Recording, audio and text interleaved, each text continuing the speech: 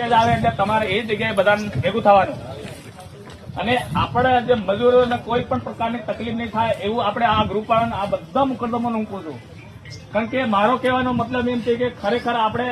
એટલી બધી મહેનત કરીએ છતાં બી આપણને આનો ફાયદો ન થતો તો તમે કાં ખુદા આ પ્રકારે તમે આ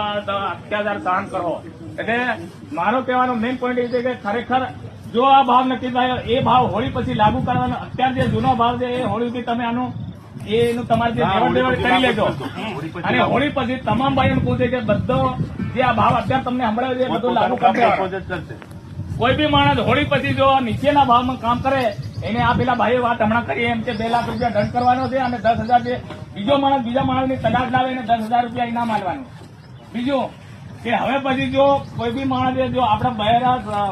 બહેરો હોય કે છોરીઓ આપણી સમાજની આ જો શોષણ થયું છે એનું બી ધ્યાન રાખજો. કોઈ બી જગ્યાએ બીજી સમાજવાળા એટલે આ તમામ મિત્રોને હું